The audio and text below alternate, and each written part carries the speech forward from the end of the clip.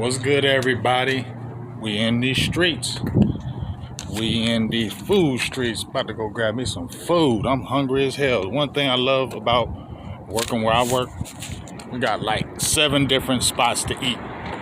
So I got a whole variety of food at any given time. And today, I'm gonna eat me a sub, and I ain't doing no damn Subway.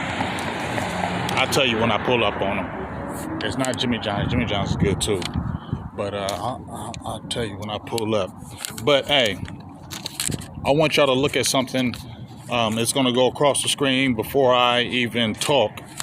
And, I said I was not going to talk about that dude no more that plays for that other team in Seattle. But I just felt like this was real poignant. I just wanted to say it. You can read it yourself about Micah, what he basically says about that guy over there with Seattle. And he basically was just saying that they butted heads last year. So when we were talking about how there was just a lot of problems going on, not just with Mike McCarthy, with that whole problem going on. We talk about culture, and you saw the defense wasn't even together. The offense wasn't together. It was just a whole mess last year. And that falls on your coaching. That falls on your coaching staff to make sure those things are not happening. You can't control everything, but you got to have some kind of control.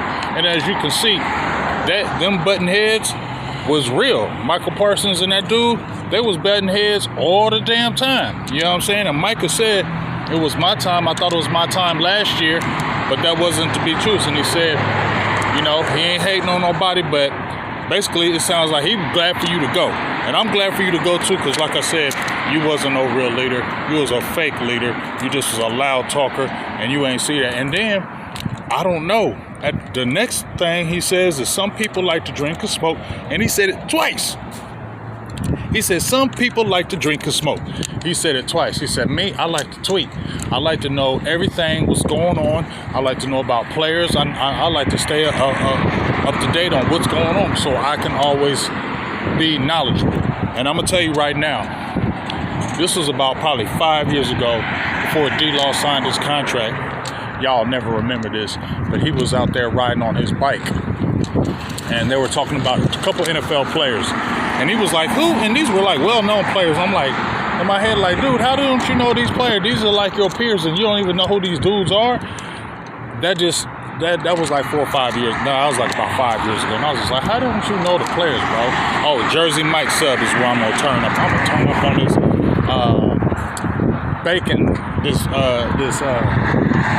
chicken bacon ranch. They had this meal before that was awesome, but I'm gonna get this chicken bacon ranch. I'm gonna turn up on there. But yeah, Micah said some people like to drink and smoke twice. And I'm thinking, are you really saying like, damn, that's what he really did? He liked to drink and he smoked and whatever? I don't know, but he really said it a couple times. He said, I like to tweet. Other people like to drink and smoke to do their thing. I like to tweet. And he said, does my tweeting have anything to do when you jumping off sides? Like, my man was really going in, and I appreciate you, Mikey. I just appreciate you going in on that dude over there, because I'm just so glad he's gone. So many people want to pump him up, but he was very overrated for me, especially in the leadership quality and aspect. But let's stop talking about that. I'm talking a little bit too much. Getting ready to pull up here at this Jersey Mike's right quick. But we're going to talk about these tight ends. And I'm going to order my food right quick. And I'm going to talk about the tight ends. We talked about the offensive line yesterday. I gave it a C. We'll talk about the tight ends today. We'll go from there. All right, so let's talk about these tight ends right quick. Wait for my Jersey Mike chicken bacon ranch, extra bacon. Anyway, the tight ends, man. This ain't even going to be long, because ain't a lot of really talk about the tight ends to me. Obviously, we know about Jake Ferguson, Luke Schoonmaker, and then you had Brevin Spanford, John Stevens Smith, John Stevens Jr. He's had the 2 knee injuries, so you can't really count on him, but he did show a little bit a couple of years ago.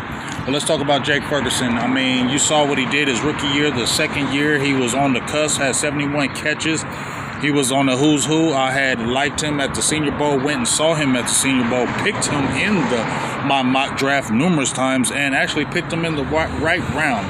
So I was spot on with Jake Ferguson. I've always liked Jake Ferguson, but he doesn't have anything that really stands out. Good hands, goes hard every time, love his attitude, will play through injury, will run through a wall for you. You love everything about that. Obviously, last year he had missed 3 games, had a lot of injuries, dropped from 71 catches to 59. His pass per catch average was 10.7, went down to 8.4. So, no TDs. So, there was a little regression right there. You thought he was going to take that next level, but obviously you're missing your starting quarterback in Dak because they had a great rapport. You're not going to probably get those numbers you got with Cooper Rush. But this is got to be this is his contract year, so we're going to see. I did throw it out there. Boss actually said some stuff about it, but I said, hey, if you could probably get something for Jake, a 3rd round, we talked about on Burgers and Blitzes, Jake got to go. For a 3rd rounder, I don't think you could, but I would. I like Jake. That's all I can say. If they re-sign him, I'm definitely cool with that. If he walks, they get the comp pick. That's what it is. You know what I'm saying? The tight end position, I think they may address it towards the end of the rounds and may grab some more undrafted people. Luke Schoonmaker, 2nd round pick from Michigan. 27 catches last year, improvement from last year, 241 yards. Everybody was dogging him. As far as, I didn't agree with the pick because, like I said, you could have got a Devon and Chain for that 2nd round pick and you would have been straight at your running back position right now. So I still feel like that was a reach. He hasn't showed. He's like 26 years old. He's older, but he is more athletic. He is bigger, stronger, faster than Jake. He was drafted higher than Jake as well. But we're gonna look to see what does he take this next step? It'll be his 3rd year. We're gonna step to see if he takes that next step. We're waiting. I thought he improved last year. You saw when we did Burgers and Blitzes, Mike was tripping, saying, man, whatever. No, you just looking at how he was drafted and his age, but he did improve toward the end of the year. You did see a little improvement from him. Did I say he was a world beater? Hell no. But he did show improvement, and if you look at both of those tight ends, they're decent. They're not anything to jump up and scream about, but like I said, Luke Schoonmaker does have really good athletic traits. Hopefully those show this year, and hopefully Jake Ferguson can have a bounce back, because here's the thing. If neither one of them show, they're both going to go. You're going to get comp picks for both of them. That's what it is, and Cowboys, that's what they do. So when you say the tight end room, it's nothing to jump up about. Brevin Spann-Forbes, I love his size, 6'7", 250 pounds. I was wondering why they kept him on the roster. He kept on making a lot of mental mistakes during the season. Started toning those down toward the end. I think the arrow is pointing up because he does have good athletic traits. Well, not super athletic, but he is a big boy. He's a big kid, decent hands, and you saw him get a lot of time. So hopefully we'll see what happens with this staff. John Stevens, we got to see if he can ever stay on the field without them injuries. And the tight end that I've been talking about, Luke McShay, he's a Columbus kid out here. He's an Ohio kid. Dad played out there in Ohio State. He played at Iowa. I watched him play basketball more than a few times out here, and I really like those traits, and I thought, hey, I like him. He went to Iowa. Let's see what he can do. Get him in a late-round pick. You got 2 7s. You got 2 6. I say spend one of them 6 or 7 round picks on a tight end. Scoop one of them guys. Pick them up. Scoop them up. And then, you can always get somebody undrafted. But if we're talking about the tight end room, I'm going to give it a C-. It's nothing to really jump up about, but I like Schoonmaker's athletic ability. I like Jake Ferguson. I feel like he's going to play better with his contract here, especially with Dak being back. And if he stays healthy, you could see them offering him another deal. Won't be super expensive in my opinion, but I definitely feel like they would offer him a deal if he showed his next year. If not, then I think they let him walk. They get the comp pick, and they see what happens with Schoonmaker and pick up another player. So as I said before, C- is great for me with the tight ends. Nothing really crazy to speak about. We'll see what happens this year. I think they draft somebody, and I think it's a 6th or 7th rounder they pick up or undrafted.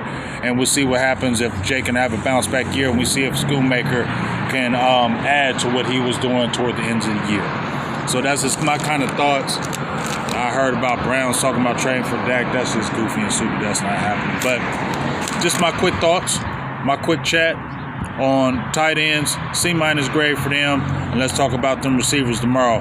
A lot of good, interesting talk about that. But you know what it is. Big Game James, I'm out. Getting my food. We'll talk. Peace.